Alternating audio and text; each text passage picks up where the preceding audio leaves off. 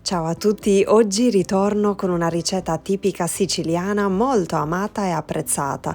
Si tratta dei biscotti algerini, il cui nome potrà far pensare a un dolce straniero, invece sono dei fantastici e friabilissimi dolcetti palermitani di forma rotonda e dentellata, tutti cosparsi di abbondante zucchero a velo. Sono davvero semplici da fare, profumano di casa di cose genuine e si sciolgono in bocca da quanto sono buoni e morbidi. E ora vediamo subito come si preparano.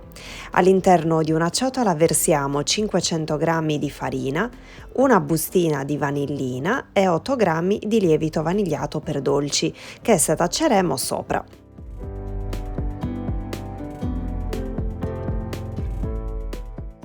Mescoliamo il tutto e creiamo un buco, al centro del quale andremo a versare un uovo intero, grande e a temperatura ambiente, 175 g di zucchero e iniziamo a mescolare così con le dita.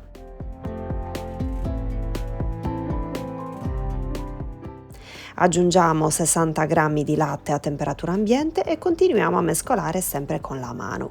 Ora sarà il turno dello strutto, ne utilizzeremo 130 g, sostituibile tranquillamente con il burro. Lavoriamo l'impasto ancora per un po' dentro la ciotola e poi ci trasferiamo sul piano di lavoro leggermente infarinato. Creiamo un bel panetto liscio ed omogeneo che poi avvolgeremo con pellicola trasparente e riporremo all'interno del frigorifero per mezz'ora.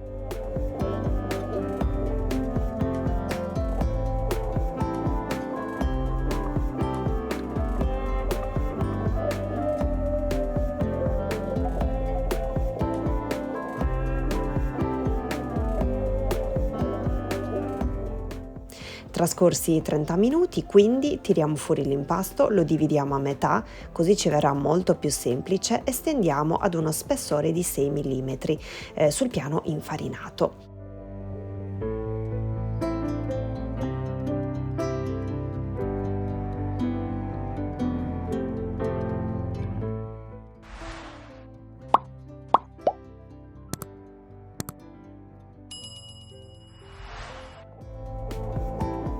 Con delle formine rotonde e dentellate inizieremo a creare i nostri biscotti e man mano li adageremo sulla teglia del forno, sopra un foglio di carta da forno. Ma guardate che carini che sono, morbidi morbidi. La forma tipica e originale è questa, anzi anche leggermente più grandi, però voi siete comunque liberissimi di farli della forma che più vi piace e anche a seconda delle formine per biscotti che avete in casa vostra, tanto la bontà non cambia. Con queste dosi dovrebbero uscire circa una cinquantina di biscotti algerini.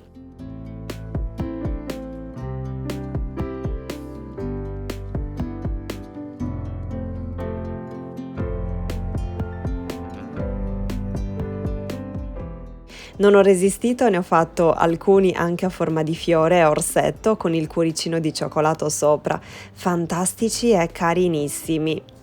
Ovviamente l'impasto avanzato si potrà rilavorare e ristendere e quindi procedere nella stessa identica maniera spiegata poco fa. Li cuoceremo in forno già caldo nel ripiano centrale a 180 gradi per 13 minuti circa.